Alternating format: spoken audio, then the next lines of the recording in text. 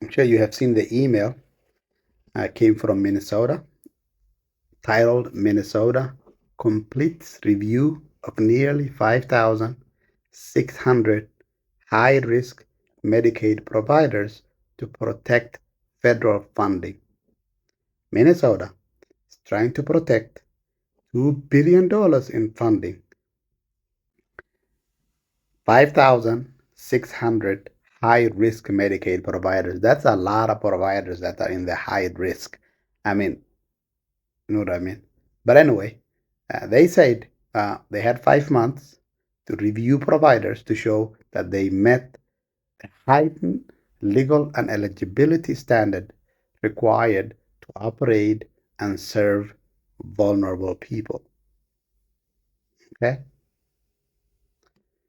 Of the 5,583 high risk providers required to validate, 2,061 were successfully revalidated. 3,400 were notified that they will be removed, disenrolled from Minnesota Medicaid.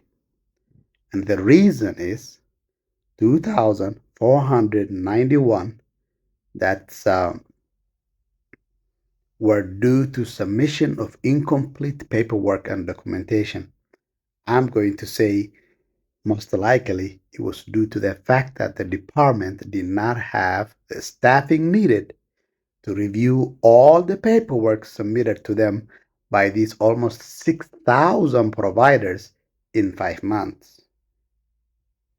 I would like to know the budget that was provided, the number of extra reviewers that were hired to review 6,000, almost 6,000 providers in 5 months.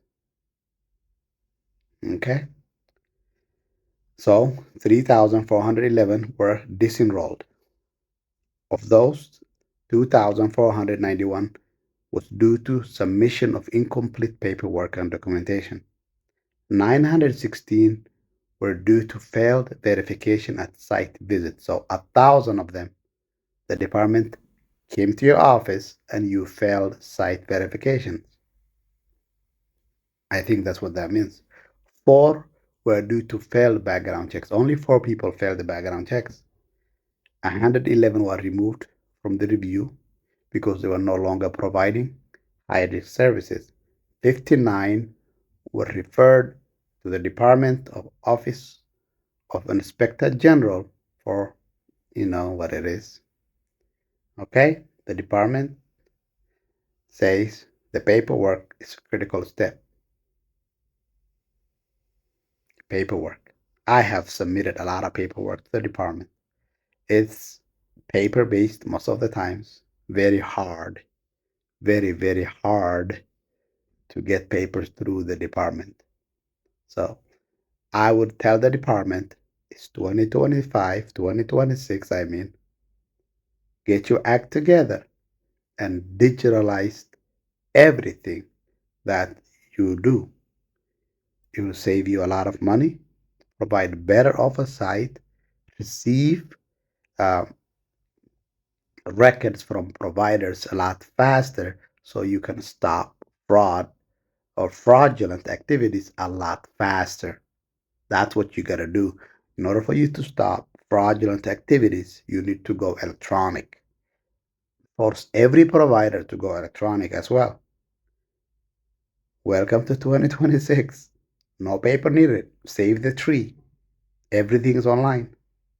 It's the only way you can do this. Otherwise, $2 billion is not your biggest problem.